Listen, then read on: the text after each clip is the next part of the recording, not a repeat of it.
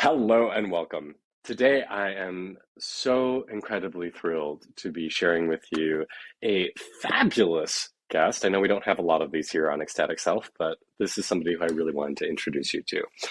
Darren Main is a fabulous writer, yogi, all around awesome queer spiritual dude. And a client of mine actually introduced me to his work just a little bit ago. He sent me a copy of his book, The River of Wisdom 108 Life Changing Reflections. And I was reading it and was like, oh my gosh, this person is the real deal. Like they possess a depth of spirit and practice in a way that is not common. So I reached out to him, asked if he'd be interested in being interviewed. He was kind enough to say yes, and I am so thrilled to get to have a conversation with him for you all today. So Darren, welcome. Thank you so much for being here. And thank you for that big ego boost. It's good to be here. I'm not even getting started because he has written several books, all of which lay it on. I've skimmed, have looked fabulous. I can't wait to read the rest. He teaches nude yoga for men. He leads a yoga class in San Francisco, one of the largest of this huge cathedral. He has been a yogi for quite literally decades. Like there is a lot going on here. So I am super stoked to hear your perspectives on the intersection of queerness, spirituality, sexuality, and all the yummy stuff we talk about on this channel. Oh, it's good to be here. I'm excited. Good. So let's just kick it off. You and I have already had some conversations leading into this, but I would love to hear more about what does your spiritual work from this more mystical point of view, what does it mean to you specifically for being a gay man, for being an American? Because Eastern mysticism and spirituality, according to Patanjali or according to like the Rig Vedas, like they're based on a very different part of the world, a very different time, a very different sort of way of life. So what does it mean to you to be a person living in this time, in this body, and to be spiritual? Well, I think it's a very exciting time. I think we can look at different times and sort of the back and forth, the TikTok of spirituality, where things move into like what I would call the religious realm, where there's a lot of rules and regulations, and then swing back the other way into something that is more spacious and mystical, where it's a more personal inward journey. And I feel like we're moving in that direction. There's Lenny Bruce, the comedian, said every day people are leaving church and finding God. And I feel like that's sort of where we're at right now. And I think you see that in the yoga world, where it's becoming less and less strident and more tailored to the individual. And you see it in Christianity, you see it in Judaism, you see it in Islam, you see it in all of these different traditions, where this pendulum swing is into the mystical. Now, that doesn't mean it won't go back at some point, but I think it's just an exciting time. And I think as a queer man, where a lot of the prohibitions against being queer, trans, have come from that religious side. Like there's a way to live. You find a husband or wife that is the opposite gender, and you have 2.5 kids, and you go to church every Sunday and you follow these rules and you're going to go to heaven, or some version of that. And there wasn't really a space in there for being queer, for being something other than that. And I think in mysticism, we have the opportunity to take these spiritual principles and recognize that it is not a conflict between my sexuality or my gender and my spirituality, that they are, one is part of the other. Right. My sexuality is part of my spiritual path. And I think we're finally finding the space for that. Certainly other cultures have done it in the past, but our Western culture, it's been a while since the Renaissance, really. Yeah. I know one of the things we touched on before is this idea of how being different, being queer can actually be a gateway to your spiritual practice, and how it can unlock some really amazing doors and be a virtue rather than a detraction or a hindrance, as some more religious or dogmatic traditions would say it would be. Tell me more about your experience with that. Yeah. Well, I think we're given a script at birth, and some of it is based on our race, based on our gender, based on our, our socioeconomic status, based on our ethnic background, or whatever it is. All of this is sort of given to us at birth that this is who you are. Please read from this script. And it typically is something along the lines of you're going to go to school and get a job and then find a husband or wife, and the husband and wife will take these specific roles, and then you're going to have kids, and then you're going to retire, then you're going to die angry and bitter. When you're queer, when you don't fit into that, when the essence of who you are is at odds with that model, you have to either become very, very depressed. And this is why we see so many people in the young queer people and sometimes older queer people committing suicide or getting into drugs and other stuff. But if you can find a way to do that self-inquiry, you start to get to write your own script, or more accurately, read your dharma, or that script that we all have sort of embedded in ourselves. Like, this is who I am, right? It is not necessarily following society's script. It is following my own script. And so for me, instead of getting a good job with a 401k and a wife and a couple of kids and whatever, I became a yoga teacher, and I'm broke, and I adopted a kid by myself, and that's my dharma. And yours, of course, might be different than that. It is different. Everybody's is different. But I think the fact that those fundamental building blocks of like what I desire in terms of sex, in terms of a relationship, in terms of my gender expression, because it doesn't fit with what society is telling me, I have to really do that inquiry. And that inquiry is that gateway into all the other forms of inquiry that aren't necessarily connected directly to our sexuality. Beautifully said. Does that make sense? Totally. And what comes up for me too is this idea that sometimes our real life starts once we are willing to both look at and then deconstruct the paradigms we've been given by our family, by society, and get off the automatic track, the one that we just do because it's what's expected of us, and start to really say, is this in alignment with my values? Is this congruent with who I really am? Am I living my ecstatic, weird, strange spirit? Or am I just doing things because this is the way society told me I should do them? And as queer people, there is less of that than someone growing up more heteronormative, but there still is these expectations of conforming in a certain way. And I just know for myself too, those moments where I've been like, oh, I don't need to do this the way that my parents told me I needed to do it, or my third grade teacher told me I needed to do it, but I can choose my own way. Like, that's when I really feel like life has taken off and become magical and meaningful rather than just doing what's anticipated. Yeah. I think that the beauty of this is Hillary Clinton gave a speech many, many years ago that I absolutely love about women. Women's rights are human rights, mm-hmm. right? And I feel like I resonated with that, A, because it was true about women's rights, but also about queer rights. When we push queer people down, when we oppress queer, or any people, but specifically queer people in this conversation, not only is that person who's being oppressed or told not to be who they are, not to be express themselves as spirit or God or nature or whatever intended them to be, everybody loses. And when we free ourselves from our own cage, our own closet, our own prison cell, we give other people permission, people who are not queer, people who are straight get to rethink, do I really need to get married? What if I don't have kids? What if I'm a straight man who wants to dress fashionably, or right, or there are so many things. We are not the only ones in that prison cell, right? There's a flip side to that people who are more traditionally conforming to society are still in their own cage. Mm. So as we free ourselves, we're sort of opening things up. You see that with like before same-sex marriage was allowed legally, we came up with all these workarounds like domestic partnership and everything.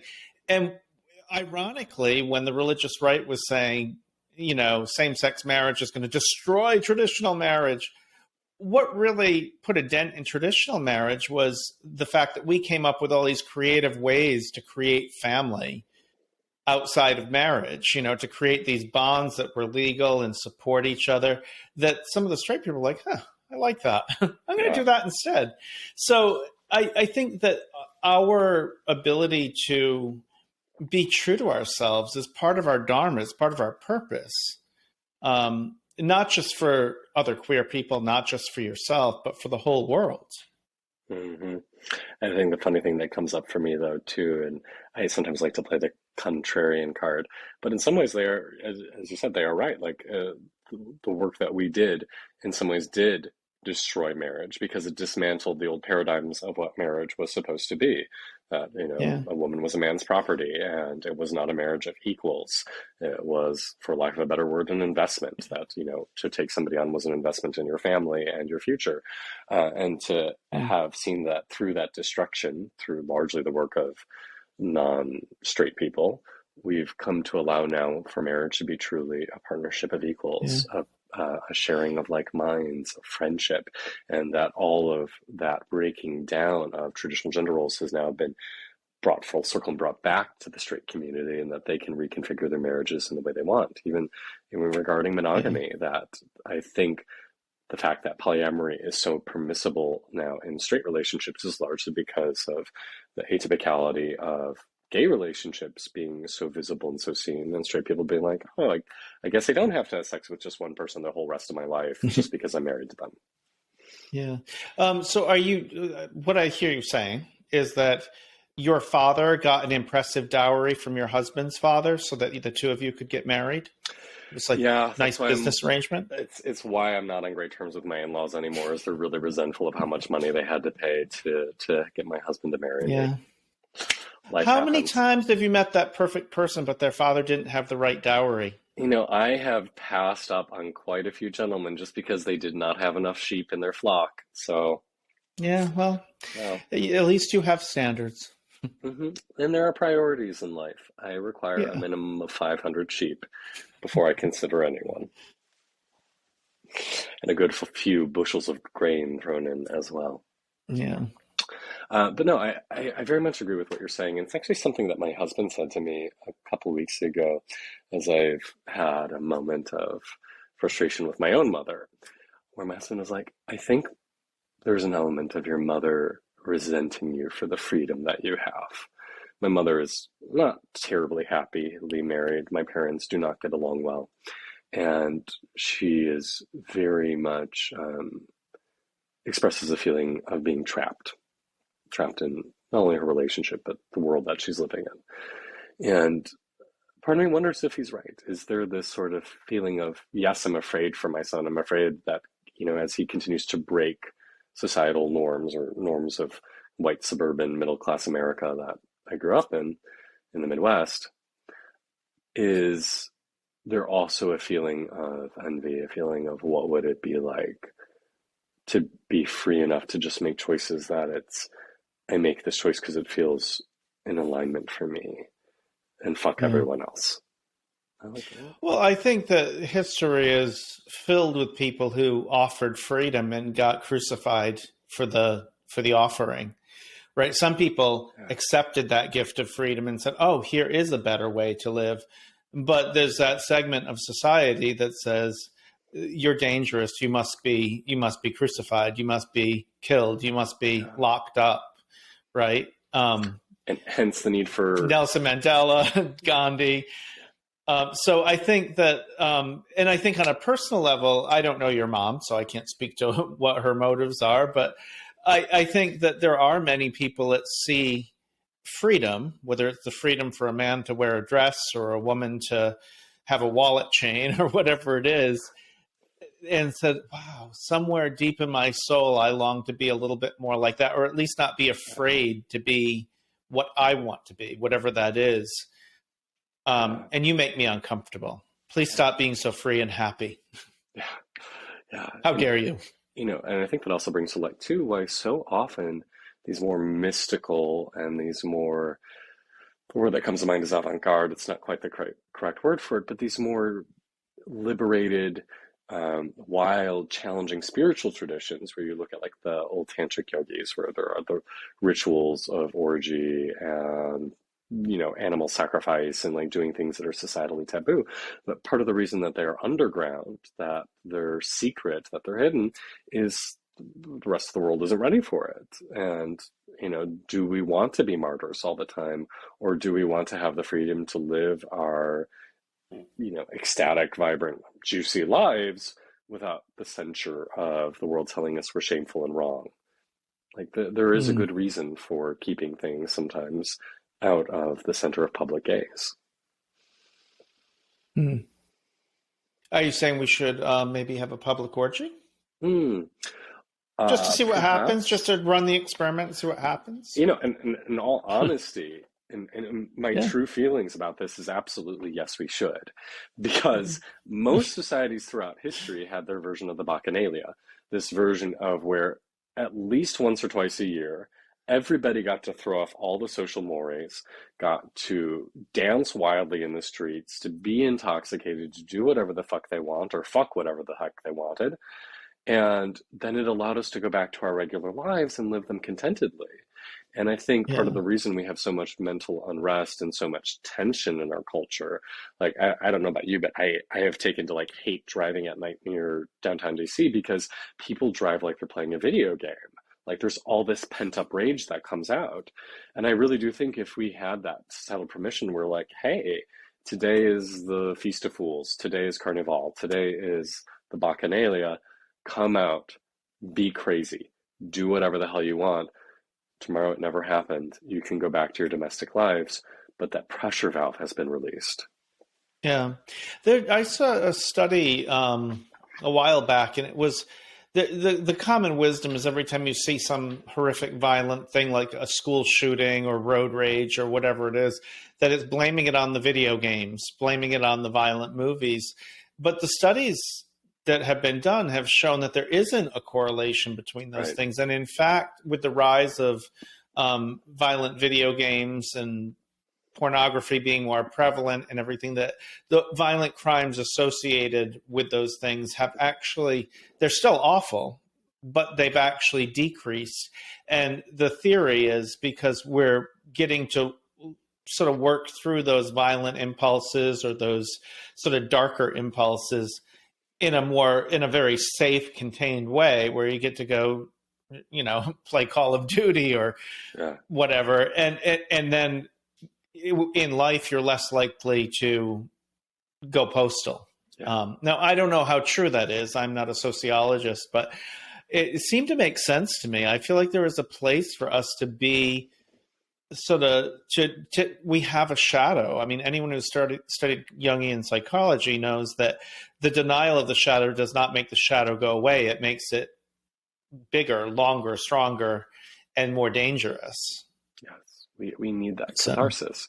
And I yeah. also, one of the things I love specifically about the spiritual work that I do, and it's very much part of a yogic lineage, is this idea of embracing your whole self. To say, part of being a spiritual being is admitting the fact that you have a shadow side, to admit the fact that you sometimes do want to go out and drive your car at 150 miles an hour, fuck what happens.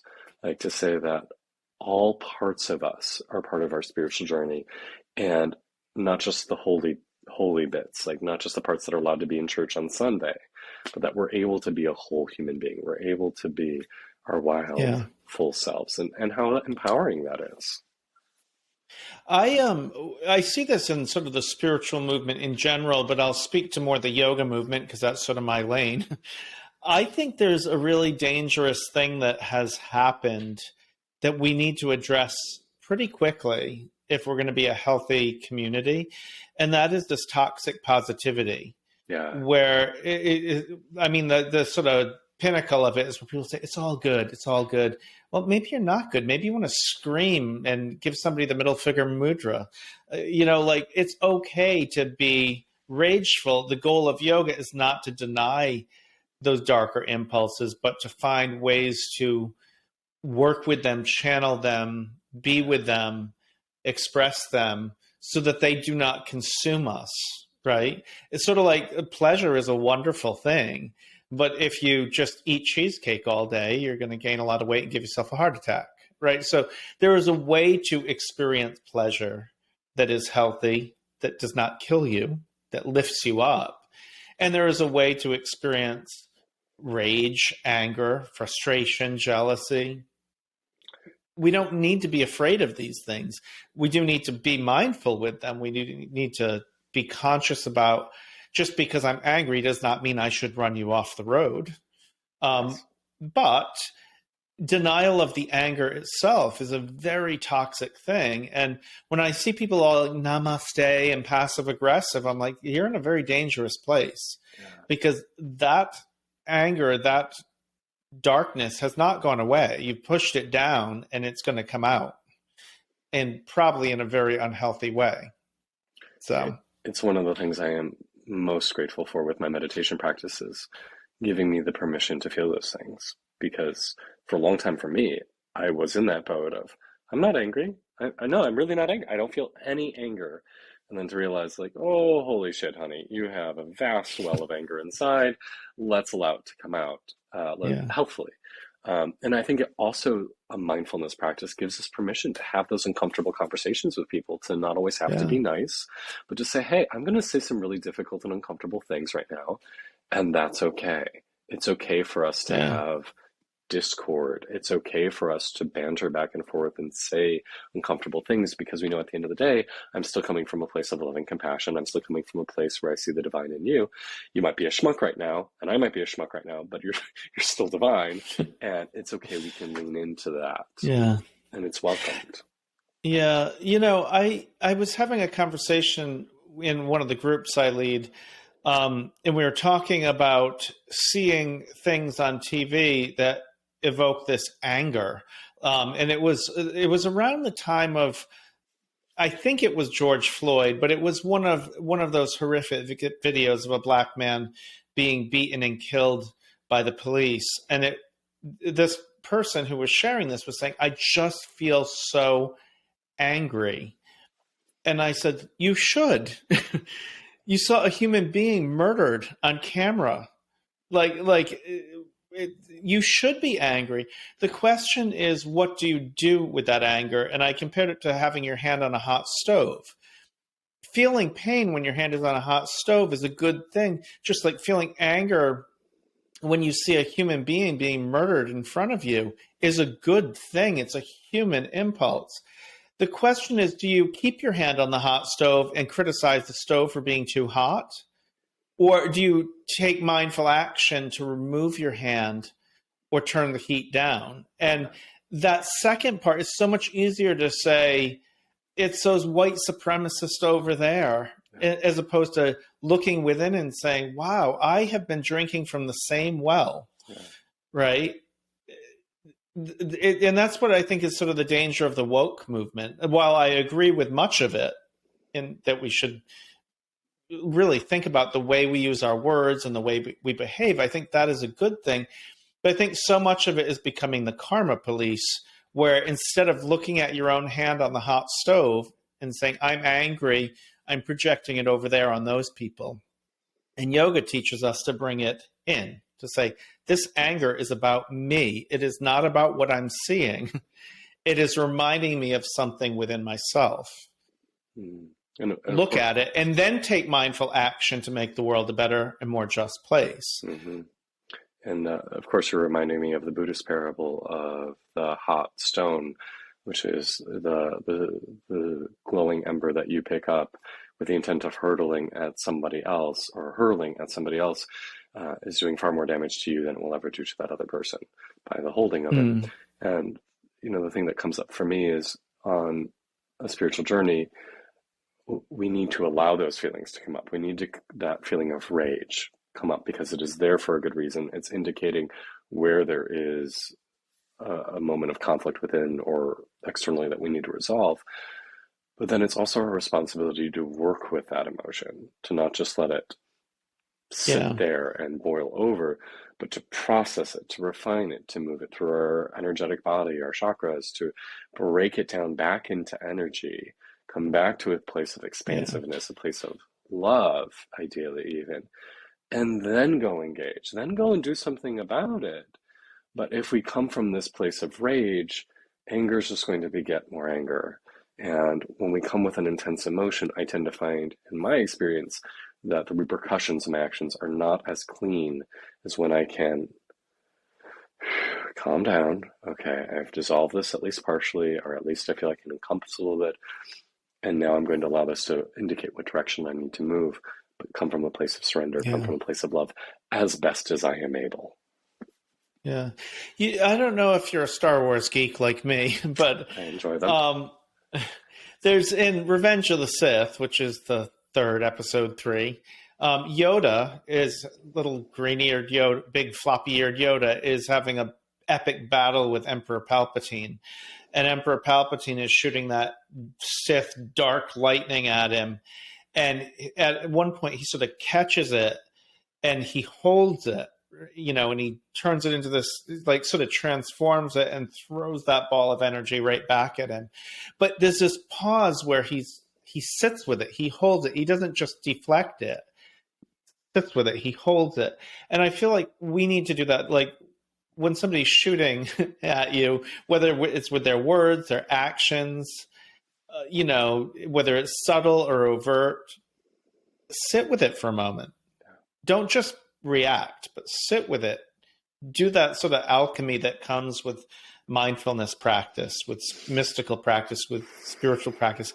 And then you get to turn it around and put it back into the world as something new, something useful, right? Martin Luther King, Gandhi, they taught people to step back, to sit with it, and then take action. And that's what made them so profoundly effective, as opposed to saying, I'm just going to lash out at you when you lash out at me.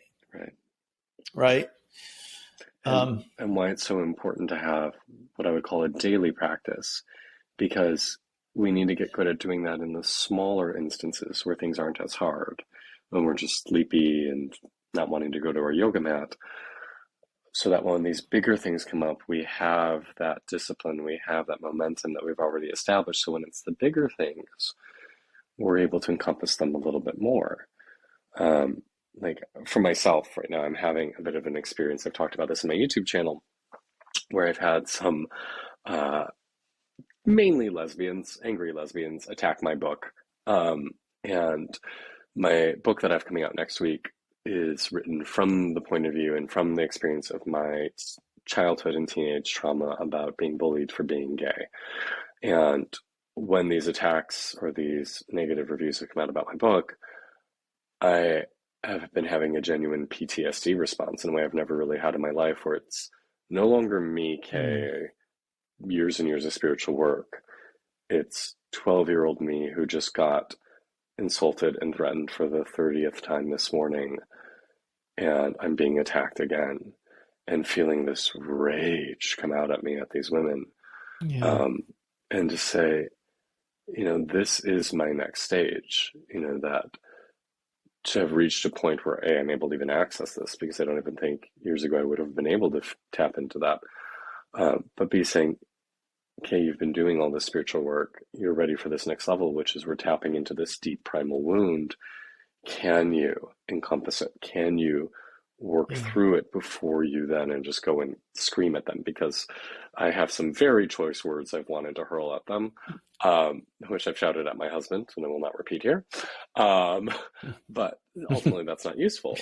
Like, I need to do that next level of work. And I think as society, that's what we all have to do, is to say, yes, there's a lot to be angry about in the world, but this is our arena. This is our training ground to grow in and to be better with. And no matter how good we get at our spiritual work, there is always that next level. There is always that harder thing that we get to work on. We're never done. And so can we step up and say, I am responsible for my actions. I'm responsible for encompassing the challenges that come before me. And I want to live as gracefully and mindfully and as compassionately as possible, even when I'm feeling the fuck triggered. Yeah. I don't know you very well, but I've gotten to know you a little bit in the past week or two as we've been preparing for this conversation.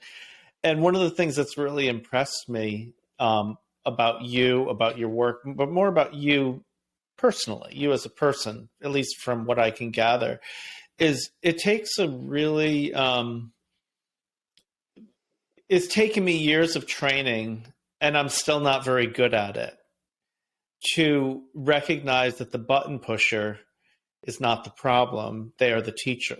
Yeah. They're a very annoying fucking teacher. But like, you're being triggered by people not responding to your book in the way you had hoped, probably unfairly. Um, and the ability to step back and say, this is an opportunity for me. What I want to do is go bitch slap them for being so mean, for being so hurtful. But you have a special ability to sit and have this conversation that we're having right here, to feel that, to feel hurt, to feel angered, to feel frustrated, to feel everything that you're feeling, but also to have that ability to step back at least enough to say, I'm being triggered by this stuff that happened in my past, and I need to look at that. And when I look at that, I have the possibility of healing. I think most people would just be like, you asshole, how dare you criticize my book? And it would be all their fault, as opposed to that pause, that Yoda pause of holding the ball of energy. And I'm really impressed that you're able to do that, and that you were able and comfortable and courageous enough to do it publicly, because I think you give other people permission to do it when you do it publicly, whether it's on YouTube or wherever. Thank you. That means a lot, Darren. And I hope to be good at it someday myself. it's not. I don't always feel like I'm good at it. I feel like I'm struggle bussing with it. But I think that's part of, especially when we're people like us who have been doing this for a while, and people maybe look up to us as saying, oh, look at them, they're quote unquote advanced in their spiritual practice, to say, spend some time with me. Say, I am not perfect. I am still a work in progress. I am still doing this work and still struggling on a lot of days. And that's as it should be. And if you ever meet a teacher or guru who says, no, I figured it all out, I'm good, run in the opposite direction. I always tell people I'm a dumpster fire with a yoga mat and a mantra. Oh, I love that. I feel like that should be your t-shirt. I would wear that. That should be my tagline on my website. I absolutely love that. As I've been thinking about fun t-shirt ideas, that one definitely makes the cut. Well, I know we said we want to keep this conversation to about 30 minutes, but I love having this conversation. Has it been 30 minutes? I could talk to you for days. I know. Well, I would love to continue this conversation. So why don't we break this up into a part 1 and part 2? So, Mr. Darren, we will continue this shortly. All of you who have been watching, thank you so much for being here. It is such a pleasure to get to share this amazing man with you. Is there anything else you'd like to say to wrap us up for right now? No, I have so enjoyed this conversation. And I would say to your viewers, I think conversations like this, especially for queer men, are really important. And I would like to do more of this with you. And I'm curious, like as people watched our conversation, maybe some people loved you, hated me, vice versa, loved us both, hated us both. I don't know, whatever your experience is. But if there's something you'd like to see that would be supportive on your journey, put it in the comments or send one of us an email, because I feel like there's a lot of incredibly talented sort of healers out there for gay men specifically, or for queer people in general. And just getting this conversation going, whether it's one of us or another teacher or a healer or a yoga teacher, whatever, a priest or rabbi, that can meet some of those needs and speak to the challenges that we're facing in this new sort of evolution, now that we're sort of out and getting married and whatever, adopting puppies and children. Like, there is the next step for us.